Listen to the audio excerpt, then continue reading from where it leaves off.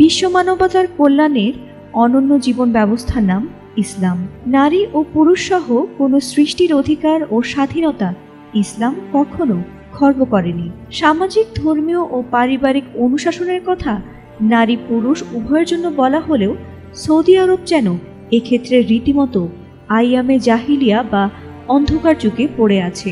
সেখানে নারীদের জন্য রয়েছে এক রূঢ় বাস্তবতা। নারী স্বাধীনতার তোয়াক্কা না করে অধিকার সচেতন নারীদের দমিয়ে রাখতেই যেন এমন কিছু দার আল রিয়ায়া বা পুনর্বাসন কেন্দ্র তৈরি করা হয়েছে সৌদি আরবে, যা এক ধরনের আধুনিক কারাগার। ব্রিটিশ দৈনিক দ্য গার্ডিয়ানের এক অনুসন্ধানী প্রতিবেদনে উঠে এসেছে এসব কেন্দ্রের ভয়াবহ চিত্র।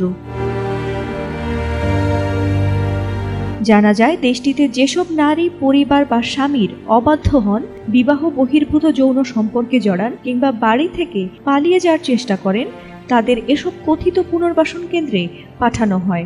তবে এসব কেন্দ্রের ভেতরের চিত্র আরও ভয়ঙ্কর। সেখানে সপ্তাহ জুড়েই চলে অকারণে বেত্রাঘাত, জোরপূর্বক ধর্মীয় শিক্ষা এবং বাইরের জগৎ থেকে পুরোপুরি বিচ্ছিন্ন রাখা সহ আরও নানা নারকীয় কর্মযজ্ঞ। অনেক নারীকে বছরের পর বছর এমন বন্দী অবস্থায় দিন কাটাতে হয়। ভুক্তভোগীদের ভাষ্যে জানা যায়, কেন্দ্রে প্রবেশের সময় দেহ তল্লাশি, কুমারিত্ব পরীক্ষা ও ঘুমের ওষুধ খাওয়ানো হয়। কোনো নাম ধরে ডাকা হয় না, শুধু নম্বর ধরে ডাকা হয়। নামাজ না পড়া, অন্য নারীর সঙ্গে কথা বলা, পরিবারের কথা বলা, এসব সমকামিতা বা অপরাধ হিসেবে ধরে নিয়ে চলে অমানবিক শারীরিক নির্যাতন। এছাড়াও অনেক নিপীড়িত নারী সেখানে আত্মহত্যার চেষ্টা করেছিল বলেও জানা গেছে।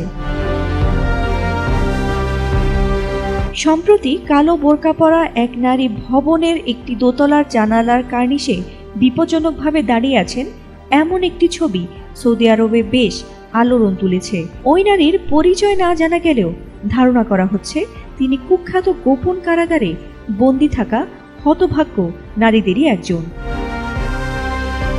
ফাতিমা সুলতানা, এটিএন বাংলা।